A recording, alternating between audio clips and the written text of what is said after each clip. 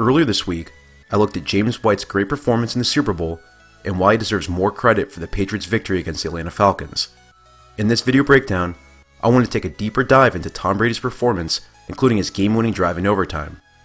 To prepare for this video, I tracked all of Tom Brady's throws to determine the general trends of his performance.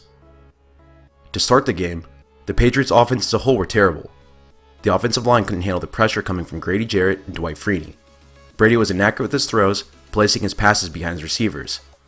Even when he made good throws, his receivers dropped those passes and simply could not separate from the Falcons' man coverage. What's interesting is that when the Steelers played the Patriots in the AFC Championship, the Steelers primarily played zone coverage, dropping 7 or 8 men, and Tom Brady tore them apart. Well, the Falcons did the exact opposite. While Dan Quinn comes from the Pete Carroll tree of cover 3 zone defenses, he primarily called cover 1 man, cover 1 robber, and cover 2 man to guard the Patriots receivers. Quinn simply gambled that his defensive backs were more physically talented than the Patriots receivers, and for most of the game he was 100% right. Take Tom Brady's pick 6 at the end of the second quarter. The Falcons play cover 1 robber, where the defensive backs are in man coverage. Keanu Neal sits in his zone over the middle of the field in order to cover any crossing routes. Before the snap, Brady motions Edelman into the trips bunch on the left side of the formation. Edelman runs a shallow cross, where this play design is meant to create a natural pick to open up one of the receivers in man coverage. After the snap, Brady takes the ball and does a 3-step drop. He then sees Neal cutting underneath to defend Edelman.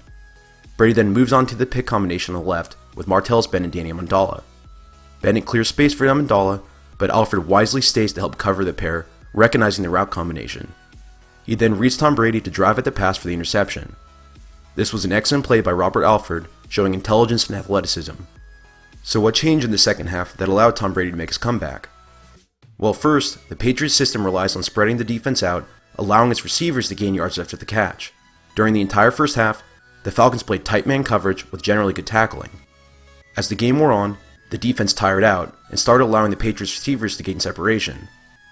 James White was a big part of that, showing incredible elusiveness to break multiple tackles. Even Tom Brady got in on the action, showing his trademark speed to pick up 15 yards on a scramble while every receiver is guarded well down the field. At the start of the fourth quarter, the same passes that Brady couldn't complete versus the Falcons' smothering defense started working. For example, Brady threw a beautiful over-the-shoulder fade route to Martellus Bennett versus Keanu Neal while the Falcons were in man coverage. In the middle of the fourth quarter, the Patriots recovered a fumble in the Falcons' territory. They quickly scored 5 plays later. Danny Amendola beat the outside underneath zone defender with his quick out. The change in momentum could easily be felt in the stadium. With just over 2 minutes left in regulation, the Falcons ran cover 2-man defense. Alfred once again put himself in the path for another interception, where this time a pick would seal the game. Instead, he allowed it to go through his fingertips, and Edelman was able to secure it before the pass hit the ground. The defense was gassed at this point. The Falcons' offense did nothing to keep them off the field, which ultimately allowed them to march down the field and score a touchdown to send this game into overtime. In overtime, the Patriots won the coin toss and started the drive with a quick check down to James White. He gained 6 on the play. On 2nd and 4, the Patriots ran a man-beater concept where Brady threw an accurate pass to Danny Amendola on this out route. Number 34 Brian Poole, who was beat on this play, did not have a good game overall. Josh McDaniels realized that the Falcons were sticking with their man coverage, so Brady passed the ball to Chris Hogan on his comeback route by the sideline. Hogan slipped the first tackle and then gained extra yards up the field. Skipping ahead 2 throws, the Falcons were in cover 1 man, and Brady finds the smallest window between a dropping linebacker and Robert Alford. Alford is in trail technique, and he allows his 15-yard gain. This is a very tight window, and Brady made sure to wait to find the gap in coverage past Deion Jones. As we discussed in my last video, James White made a huge impact catching 14 passes in this game. While technically this is considered a lateral, based on the 2 players' positions, it's meant to be a screen pass with the offensive line blocking down the field. With that, the Patriots were in the red zone. They line up an empty set shotgun, spreading the defense out. Brady spots a mismatch that he wants to take advantage of pre-snap. He sees a linebacker on Martellus Bennett. Brady throws a back shoulder fade, but the pass was underthrown. In an effort to defend the throw, Devondre Campbell reaches his right arm up illegally, interfering with the receiver. Campbell was called for the defensive pass interference penalty, which moved the chains to the 2-yard line. After watching the replay closely, I firmly believe this was called correctly.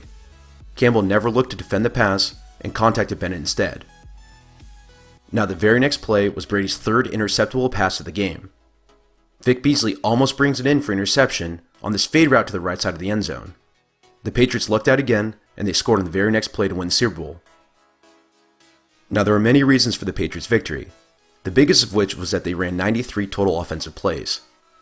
In a standard game, an offense will run around 60 to 65. There are other reasons that I did not cover in this video, topics such as Kyle Shanahan's poor play calling in the third quarter, or the fact that Matt Ryan took a huge sack, pushing the team out of field goal range that could have sealed the game, or even the fact that Ryan consistently snapped the football when there was still time on the clock. While all these topics are very interesting and definitely paint the full picture, for the sake of this video I'm going to leave it here.